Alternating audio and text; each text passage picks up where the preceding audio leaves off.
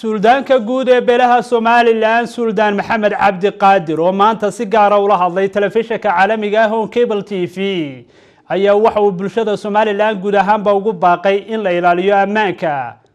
waana kan suldaanka oo ka hadlaya arrimahaasi Somaliland uma baahna maanta wax rabasha oo wax buuq iyo wax iska hormaada doorashada wixii xaqiiq jira iyo wixii forgery ku jira intaba waa la kala ogaan karaa idii ka mas'uulkina ee ummadan way u dhaaratay inaanay runta qarinin wixii dhacay iyo wixii jiraba dadka si cad ku sheegaan muwaadiniinta reer wadanina waxaan leeyahay isdejiya ummadda rabish iyo dhibaato yaanu qabuurin wixii khalad ay dhacay in xaqiiqdooda la ogaado ayaa loo baahan yahay waxaan leeyahay ummadda reer Somaliland nabadgelyada ha ilaashato xisbi walbana waxaa looga baahan yahay nabadgelyadiisa inuu ka shaqeeyo dadkiisa waxaan kula talinayaa dadka reer wadani inay aad isu dejiyaan xaqiiqda sugaan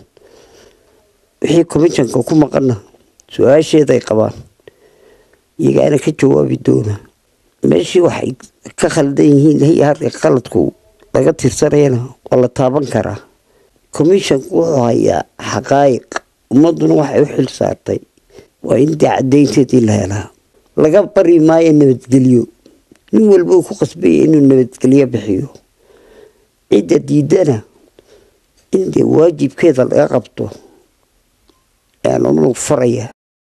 هادو أنا هادو مواطن وطني هي ولا بتقول يترى وضو أنا جاي أسوق بنية والله هذلية كقول مية وين والله الله مواطن كنا بتقول يدا بتقول يترى وضو ولا ده وركداية تتروحن وهي أمضان بيهلك صار تقولي واحد عيانا ورجع وحب الله إنه ده هل جديد راوا ولا صباح لكن ما تمرق اللي يصير كنستا ضين مدة مسكو بلون عيب القاضي مدة حفرية والله هاي نبت جليدي إنه واحد كسكم مهمسن دور الشضن يوحد مش يجيه نبت جليدي إنه كم مهمسن نبت جليدي إنه إلى شل